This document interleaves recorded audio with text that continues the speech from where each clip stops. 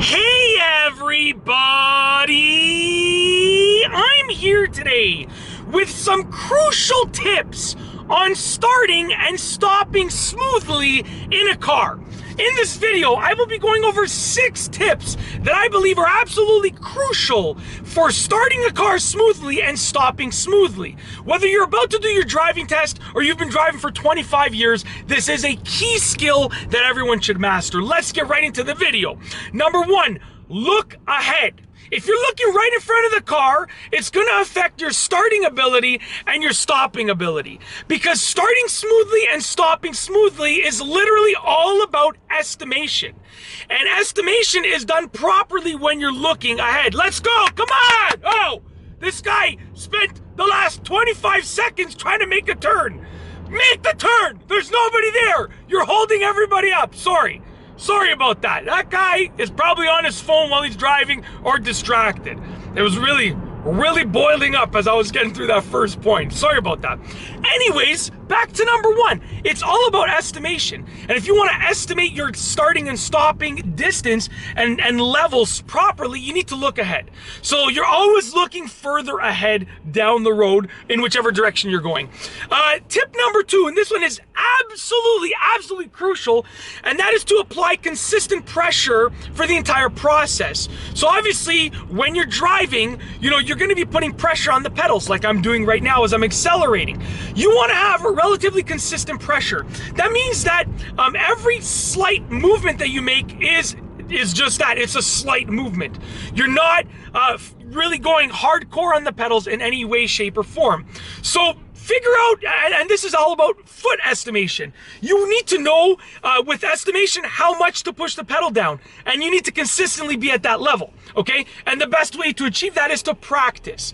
The more that you practice, the better that you're gonna be at knowing when to stop pushing that pedal, aka getting that consistent pressure, not guessing, going back and forth.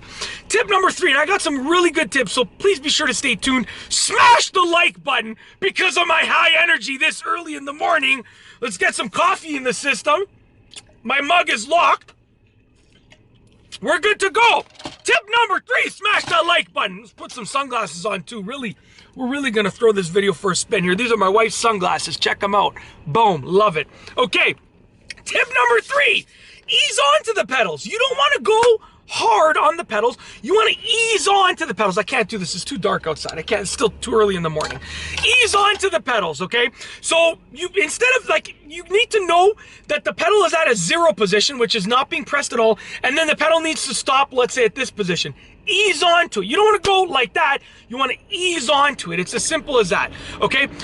You have to understand that these pedals are not on and off. It's not like on and off switch. There's pressure sensitivity, so ease onto them, okay? Number 4, this tip is specifically for the gas. I'm going to speed it up because this video is dragging on too long already. Tip number 4 for the gas is that you want to release the brake, and this is for an automatic transmission, obviously. Release the brake, let the car creep forward, and then push the gas pedal. When people are learning to drive, they just release the brake, boom, right to the gas. That's not how driving works, I'm sorry. That's not how you start and stop smoothly. That's how you get out of an emergency situation and you accelerate quickly, right? But not for smoothness, okay? So what you need to do is take your foot off of the brake pedal, okay? Wait till the car creeps forward, even just a little bit. When you feel it creep forward, then you push the gas pedal. That's the best tip that I can give you for accelerating smoothly, for starting smoothly. Because when the car creeps forward, it's gonna already alleviate that jerk that might happen when you push the gas harshly. So it's gonna give you a little bit, it's gonna make it a little bit easier for you. Wow, that's a sick car, sorry. I saw some modified Audi that said ABT at the back. I don't know what that means, but that's crazy.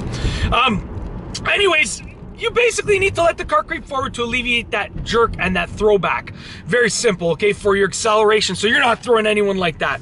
Okay, that was number 4. Number 5 is know the car. Listen, every car responds differently.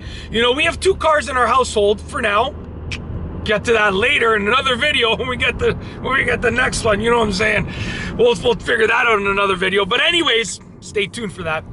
Know your car, because every car responds differently. I've driven probably well over 100 cars in my life throughout my years, whether it's test driving or just friends letting me drive their cool cars or whatever, or just, you know, like my parents' cars and stuff, like regular cars. You gotta know the car. Every car is gonna respond differently, so get to know the car. Last but not least is number 6. This is absolutely crucial. That's why I left it for last. Hopefully you stayed tuned. This is like a reward for everyone that stayed tuned to the end of the video. Use the top half of your foot on the pedals.